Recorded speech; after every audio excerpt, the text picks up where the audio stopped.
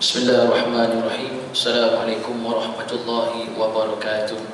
Al-Fatihah. A'udzu billahi minasyaitonir rajim. Bismillahirrahmanirrahim. Alhamdulillahi rabbil alamin.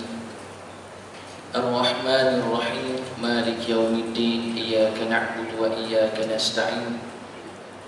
Ihdinas siratal mustaqim, siratal ladzina an'amta 'alaihim ghairil maghdubi 'alaihim waladdallin. Amin. Alhamdulillahi rabbil alamin, wassalatu wassalamu ala sayyidina Muhammad wa ala alihi wa sahbihi ajma'in.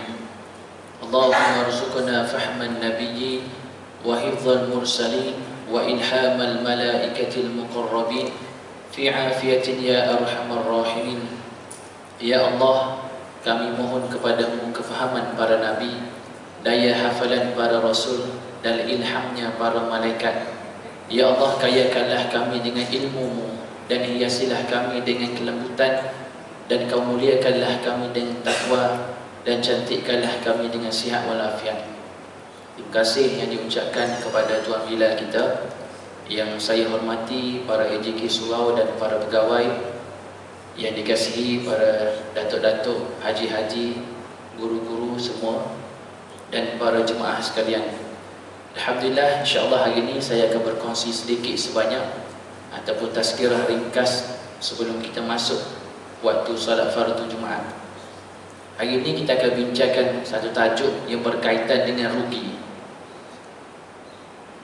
Dalam dunia ini, setiap manusia dia tidak suka dengan perkataan rugi, dan tidak ada manusia yang nak kepada rugi.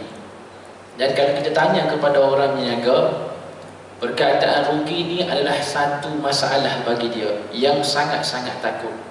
Apa itu dengan rugi? Rugi itu bila dia berniaga, dia tidak akan dapat dengan untung.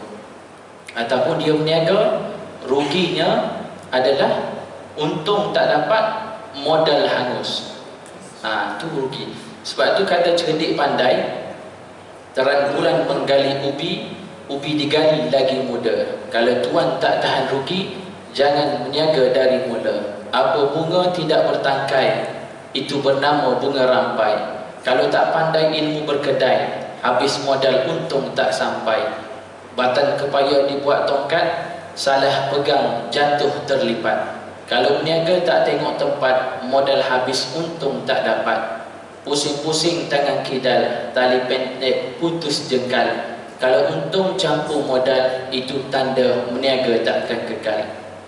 Jadi sebab tu bila kita berniaga ni, kita kena tahu. Sebab berniaga ni, rugi ni kita kena ambil tahu sebab dia sangat penting. Kalau kita tengok dalam konteks kehidupan kita seharian, rugi ini adalah apabila kita tidak dapat manfaat, ataupun kita tidak dapat faedah, ataupun kita tidak boleh memperolehi sesuatu yang berguna daripada sesuatu perkara. Sebab itu dalam bahasa Arab, rugi ini disebut dengan satu kata kunci, iaitu khasarah. Dalam kamus An-Nawir, khasarah ini ada banyak makna. Selain daripada makna rugi, dia juga membawa makna sesat ataupun rosak, binasa, kehilangan, berkurang, hina dan sebagainya. Tetapi kalau kita tengok dalam konteks Al-Quran, perkataan rugi ni Allah sebut 60 kali secara khususnya tentang orang-orang yang rugi, dengan menggunakan kata dasarnya khasara. Antara ayat yang Allah Subhanahu wa ta'ala menyebut secara spesifik dalam Al-Quran, pertama surah An-Nazi'at ayat 12, surah Az-Zumar ayat 15, surah Al-Baqarah ayat 27, surah Ar-Ra'du ayat 25 dan ayat 121, surah Al-Ma'idah ayat 30, surah Ar-Rahman ayat 9, surah Al-Mu'minun ayat 103, dan surah Al-A'raf ayat 9. Dan apa yang menarik, kalau kita tinjau dalam Al-Quran, kerugian ni disebut dalam bentuk fa'il, disebut dalam bentuk fa'il, bukan dalam bentuk fa'il ataupun masdar. Dan itu adalah keunikannya. Dan dalam Al-Quran, setiap daripada perkataan khasara ada sebanyak 12 kali yang menggunakan dengan kalimat lain tetapi membawa erti yang sama, iaitu rugi. Contohnya antara yang masyhur adalah perkataan khaba. Kalimah khaba dalam surah At-Taha ada 2 kali disebut. Pertama pada ayat 61, wa qad khaba man iftara, dan rugilah orang yang mengada-adakan kedustaan. Dan ayat 111, wa qad khaba man hamala zulma, rugilah orang yang melakukan kezaliman. Ataupun dalam surah Asy-Syams, wa qad khaba man dassaha, rugilah orang yang mengotorkan benda itu. Ataupun dalam surah Al-Ibrahim ayat 15, wa qad khaba kullu jabbarin anid, yang bermaksud rugilah setiap orang yang takabur, yang bersikap degil. Ini secara umumlah kalau kita nak melihat terminologi perkataan dalam Al-Quran, iaitu rugi. Namun dalam konteks pembicaraan kita pada hari ini, apakah kerugian dalam kehidupan kita yang sering berlaku? Dalam kitab Al-Fawaid muka surat 145 dicatatkan satu bab 10 perkara yang sering menjadi kerugian pada manusia, benda ataupun perkara yang merugikan manusia tanpa kita sedar. Pertama, kata ulama, ilmu yang tidak dapat diamalkan. Contohnya adalah seseorang itu belajar di universiti dari peringkat sijil atau diploma, sambung lagi kepada peringkat ijazah, seterusnya master, PhD, dan dapat title IR, contoh TS ataupun pakar, tapi dia tidak dapat menyumbangkan ilmu yang dia ada kerana dia tukar bidang. Ini kita nak cerita tentang rugi, bukan salah atau betul. Contoh yang kedua, seseorang itu dia belajar di pondok 15 tahun ataupun 20 tahun. Selepas habisnya tamat pengajian di pondok, dia tidak dapat manfaatkan ilmu yang dia ada ni ke tempat yang betul. Tapi dia kerja contohnya mekanik. Bukan kerja mekanik itu salah, tapi cara aliran ilmu yang diusahakan selama 20 tahun, 15 tahun itu tidak dapat manfaat kepada orang lain. Dan yang kedua, kata ulama, amalan yang banyak tapi dia tidak dilakukan dengan ikhlas. Kita banyak buat pahala lah, bahasa senang, buat pahala, tapi sayangnya ikhlas tu kita tak ada. Contohnya adalah di kita ikhlas ni kita tak tahu, dan kita bukan cerita Allah terima ataupun tidak. Itu kesudian Allah Subhanahu Wa Taala lah, sama ada nak terima ke tak amalan kita. Kita pergi Mekah, habis beribu-ribu ringgit, perjalanan beratus kilometer, tapi bila selesainya tawaf yang pertama, kita dah show off selfie. Selesai sa'i yang pertama, kita dah selfie. Jadi rugilah. Sebab apa? Keikhlasan kita nak membuat sesuatu perkara tu tidak ada. Sebab tu ada selalu ustaz cakap, kalau kita sedekah tangan kanan, tangan kiri tak nampak. Sebab tu kita nak ajarnya keikhlasan tu punyalah susah. Dan yang ketiga, ulama kata kita akan menghadapi kerugian pada harta. Kenapa pada harta? Sebab dalam Al-Quran disebutkan zuyyina lin-nasi hubbus syahawati minan nisa wal banina wal qanatiril muqantarati minadh dhahabi wal fiddah wal khaylil musawwamati wal an'ami wal harth. Antaranya adalah harta. Kita manusia ni tidak dapat lari daripada harta. Harta yang tidak kita belanjakan, yang kita nak bincang hari ini. Kita ada duit, tapi duit kita ni kita tak belanja. Dan ada orang ni dia mengumpulkan harta, tapi dia tidak merasa dengan harta yang dikumpulkan tu. Dia tidak bersenang-lenang dengan harta yang ada. Dan kalau dia sendiri tak merasa, orang lain lagi dah tak merasa. Dia bila sebut harta ni, dia akan dua benda sahaja. Satu, orang yang kedekut, dan satu lagi orang yang bakhil. Orang yang kedekut ni, dia merasa harta dia, tapi orang lain tak dapat merasa. Contohnya senang sahaja. Lepas subuh kita akan pergi mengetih lah contoh. Ini bukan kat cerita kat sini ni, cerita kat Papua. Tak ada orang Papua sini.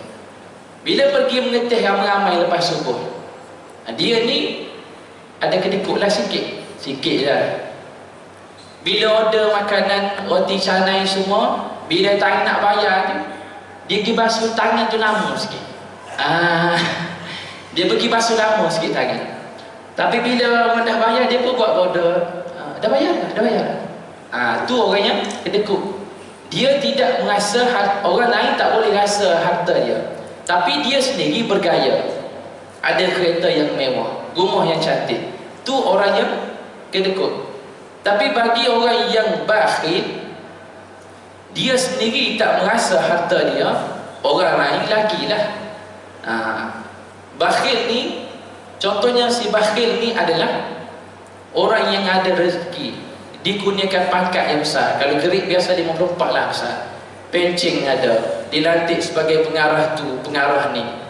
Tapi dia sendiri tidak merasa dengan duitnya. Contohnya adalah dia naik, kalau naik kereta paling buruk sekali di Selangor. Contoh, bukan di Bukit Merata, di Selangor ni kereta dia lah paling buruk. Sebab apa? Sebab dia punya kedekut ni sama dalam cerita labu-labi kan. Katanya taukil labu-labi tu, haji bakhil bin lebay kedekut. Nak rakyatnya kedekut dia ni teruk sangat, sampai si Manisah tu anak dia sendiri nak minta duit beli mesin jahit. Ingat tak cerita tu? Semua ni tak tengok cerita ni, saya je kot tengok drama lama-lama ni. Manisah dia minta duit nak beli mesin jahit, demam sampai nak cakapnya bakhilnya. Sebab apa? Sebab dia ni, mazhab dia ni telah dijajah oleh harta dia sendiri. Sayanglah, tu yang kena sindir dekat Ramli tu. Tapi bagi orang yang merdeka, bila dia ada duit, dia pergi di bank, keluar dari mesin ATM, dia bercakap dengan duit, "Hai duit, hari ni aku nak mati nak dapatkanmu. Pergi kerja pagi, balik petang. Kaki jadi kepala, kepala jadi kaki. Siang malam pergi kerja. Hari ni aku nak dapatkan kau. Wahai duit, hari ni hari cuti. Aku nak gunamu nak pergi Melaka. Padan muka kau duit." Sebab apa? Sebab dia hambakan duit itu, bukan duit tu hambakan dia. Tapi bagi orang yang bakhil ni, bila dia pergi mesin ATM, dia cucuk duit. Duit tu cakap, "Hey, kenapa awak keluar? Masuk balik." "Baik bos." Pergi mesin cash deposit, masuk balik. Tu orang yang kedekut. Sebab itu sifat kedekut ni kalau boleh kita ni buanglah jauh-jauh. Sebab apa? Sebab bila kita tinggalkan harta yang banyak, dia boleh merosakkan keluarga kita sendiri. Bergaduh bersama adik-beradik, berebut kereta kancil warna putih yang buruk itu, yang loannya 3 bulan, hutang 4,500. Contoh, berebut je kereta kancil yang buruk tu. Sebab itu, kalau ada duit, saya selalu bersalah pada haji-haji, kelana-kelana yang angkatlah title-nya. Kalau ada duit ni, pergilah haji, pergi berjalan lah, pergi kenal tempat orang. Tak kira lah Amerika ke London ke, pergilah. Venezuela ke Brazil ke, pergilah. Tapi kena ingat, ubat tu jangan tinggal, nanti susah lah kat sana nanti. Sebab apa? Sebab bila kita pergi berjalan ni, kita boleh kenal tempat orang. Jadi duit yang kita ada ni, kita gunakan yang bermanfaat. Tu bagi orang yang mampu lah. Kalau orang tak mampu ni tak apalah. Cumanya bila kita sebut pasal bakhil ni, benda ni adalah penyakit yang parah yang kita sendiri tak tahu. Cuma orang sekeliling kita saja yang tahu. Tu adalah yang ketiga. Dan yang keempat, ulama kata hidup kita ni ada hati, tapi hati kita ni tidak ada rasa kasih, tidak ada rasa sayang kepada Allah Subhanahu wa ta'ala. Dan kita tidak rasa tenang bila mana kita berada di rumah Allah, surau ataupun masjid, ataupun suasana ketuhanan tu, kita tidak ada rasa langsung pada diri kita. Itu dipanggil hatinya sudah buta. Rugilah kalau kita orang yang beriman, bila kita pergi surau atau masjid, kita tidak ada rasa ketenangan bila pergi masjid dan surau. Sebab kita tahu di rumah Allah itu kita akan rasa suka pergi. kita akan pesan pada diri kita sendiri yang kita suka pergi dengan rumah Allah. Sebab tu kita kena jadikan masjid dan surau ni sebagai tempat yang senantiasa hati kita ni sentiasa suka, sentiasa senang, sentiasa tenang dengan kita. Sebab tu kalau orang yang suka dengan masjid dan surau ni, contohnya kalau dia pergi melancong lah. Saya pernah pergi di kadang-kadang kita pergi jalan KL, Melaka, pergi singgah solat di masjid subuh ataupun maghrib isyak. Kita tanyalah, haji daripada mana? Daripada, contohnya kalau dia pergi KL, dia daripada Melaka, datang meeting. Saya tanya, bagus ni solat. Dia kata dia ni memang macam ni. Alhamdulillah Allah rezekikan semangat, kasih kepada masjid dan surau. Sebab sekarang ni walaupun kita pergi duduk dekat hotel, kita boleh tanya dekat lobi tu kat mana masjid yang dekat, surau yang dekat. Dan sekarang ni benda dah senang. Kita boleh order Grab, kita boleh ada Uber untuk pergi masjid. Jadi pergi solat subuh dekat masjid sekeliling, kita boleh tahu komuniti Islam dia macam mana. Zuhur asar tu tak apalah, boleh jamak. Maghrib isyak tu pergilah masjid. Jadi kena cintakan masjid dan surau tu, barulah hati kita ni akan tenang bila berada di rumah Allah. Dan seterusnya yang kelima, ulama kata kita ni memiliki tubuh badan yang sihat, tapi kita tidak menggunakannya untuk ibadah kepada Allah Subhanahu wa taala. Rugilah kalau kita ada kesihatan yang baik, kudrat yang masih kuat, tapi kita tidak menggunakan betul-betul untuk ke rumah Allah, untuk ke jalan yang Allah kasih. Kalau sakit tu belakang ceritalah. Sebab apa? Sebab ruginya adalah bila kita tidak boleh bangun pagi, tarik selimut kita, tolak toto yang sedap itu, masuk bilik air dan ambil wuduk untuk pergi ke masjid ataupun surau untuk solat subuh. Itu adalah satu kerugian bagi kita, orang yang mampu untuk berjalan dan ada kudrat untuk ke surau. Dan yang keenam adalah cinta yang dicurahkan selain daripada Allah, dan cinta itu melebihi cinta kepada Allah Subhanahu wa taala. Kata orang kampung saya adalah loving Allah without following His order and seeking for His pleasure. Dia terlampau sangat cinta kepada sesuatu hingga melebihi yang sepatutnya. Dia tidak ada masalah untuk kita cinta kepada kerja kita, untuk kita cinta kepada apa sahaja. Tapi yang ruginya kita curahkan rasa cinta kita ini bukan kepada Allah. Sebab apa? Sebab Allah ni Dia sayang kita melebihi ayahda dan bonda kita sayang kepada kita. Tuhan ni Dia sayang kepada kita ni melebihi manusia-manusia lain, dan melebihi makhluk lain tidak boleh lawan dengan kasihnya Allah kepada kita. Saya ambil contohlah. Dalam surau ni mungkin ada lebih kurang 100 orang. Berapa ramai yang boleh memaafkan? Berapa ramai yang boleh melupakan? Dan berapa ramai yang boleh menyayangi? Okey. Kalau kita ambil contoh yang isu semasa adalah, sebab orang perempuan tak ada kan kisah poligami. Sebab ada satu kisah yang menarik. Ada seorang ustaz ni ditanya hajah, kenapa tidak memaafkan arwah haji? Hajah tu kata, ustaz, haji ni sudah melukakan hati saya, calarkan maruah saya. Kenapa calar hajah? Arwah dah meninggal dah. Sebabnya haji ni berkahwin dua, tidak bagi tahu dia sampai dia mati. Terornya haji ni, kalau cerita Piramli siapa dia? Jamil bin Abu. Tapi Jamil bin Abu dalam cerita Piramli dia kata semasa dia masih hidup. Haji ni dia kata lepas dia mati. Jadi teror dia lagi dah daripada Jamil bin Abu ni.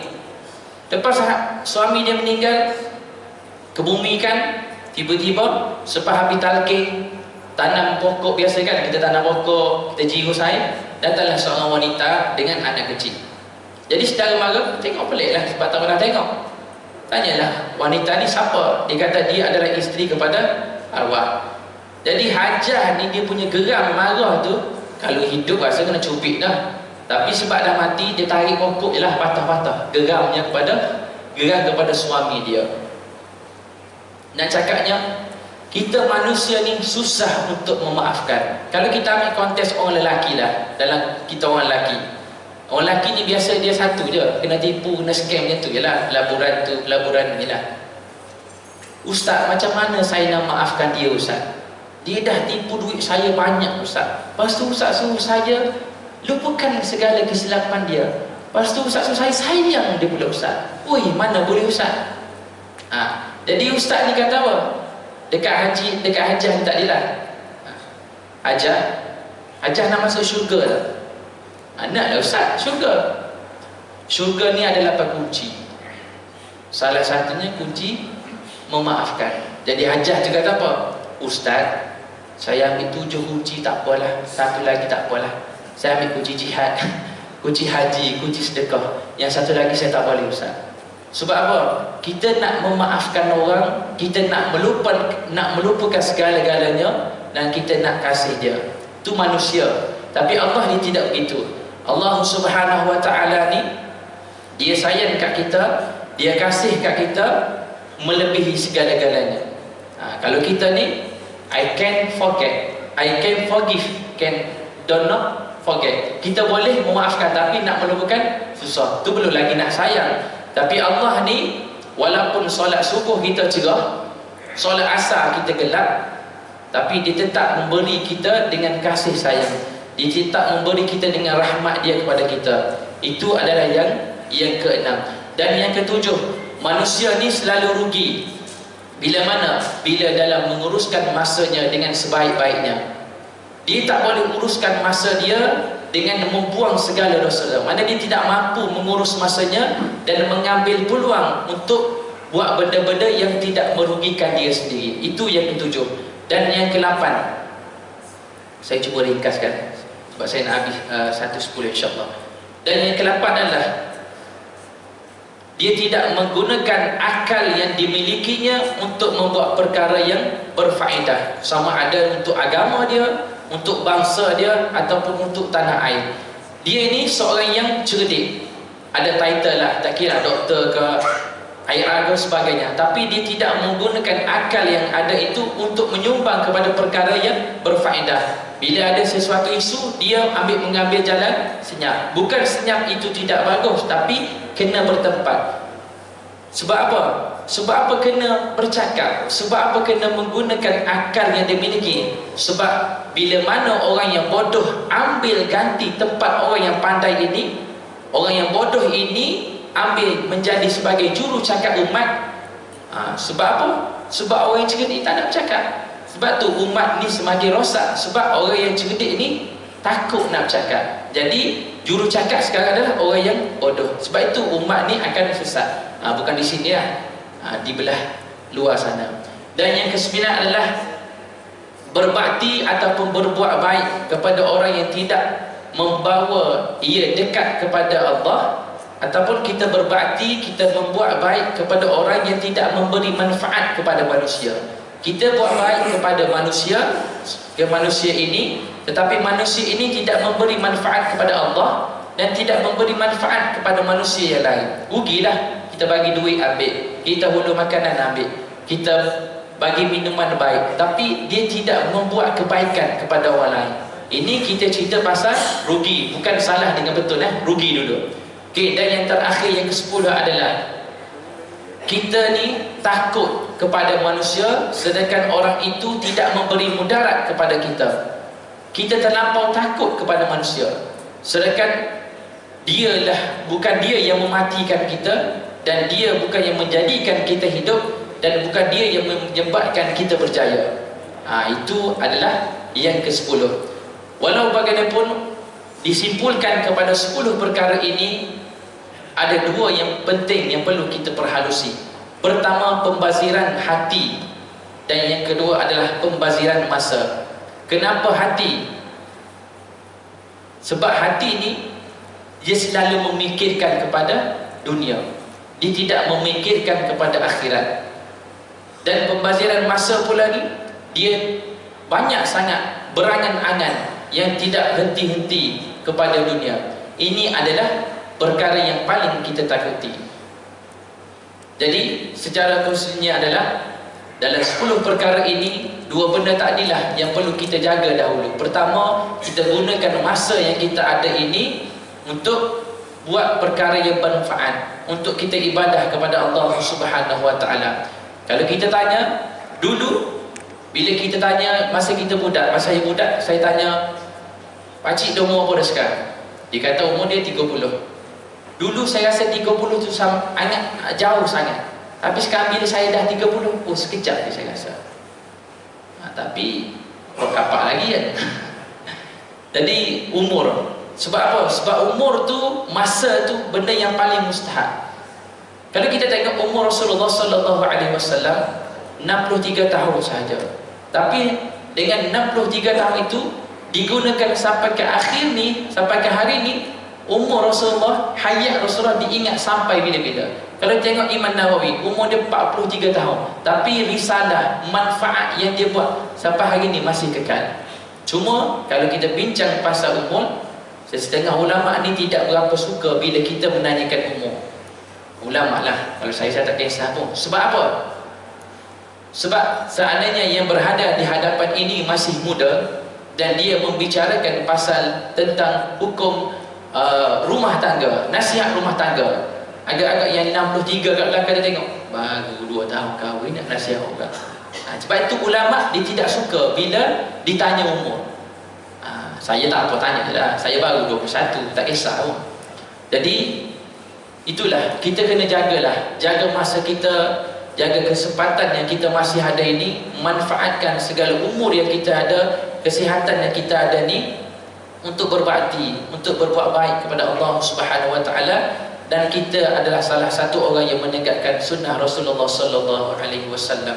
Dan kita pun selalu doa kepada Allah Subhanahu Wa Taala. Boleh dikatakan 5 waktu kita solat, Allahumma khtim lana bi husnil khatimah wa la takhtim alaina ya Allah bisu'il khatimah. Kita selalu doakan akhirlah hidup kita dengan husnul khatimah, dan jauhkanlah diri kita ini dari su'ul khatimah. Moga-moga perkongsian hari ini mendapat manfaat kepada anda semua. Apa yang baik itu daripada Allah Subhanahu Wa Taala, yang kurang itu daripada diri saya, yang lemah itu daripada diri saya. Mohon ampun, mohon maaf. Ada masa beberapa minit lagi, boleh tuan-tuan semua ambil mashaf untuk baca surah Kahfi, sama ada nak baca 1 surah ataupun 10 yang awal dan akhir. Jadi saya rasa saya berhenti di sini dulu untuk membuat persiapan khatib sekejap lagi. Jadi kita tutup majlis kita ataupun tazkirah kita dan tasbih kifarah dan suratul Al. Subhanallah wa bihamdika asyhadu an la ilaha illa anta illa alladhina amanu wa amilus salihati wa tawassaw bil haqqi wa tawassaw bis sabr. Assalamualaikum warahmatullahi wabarakatuh.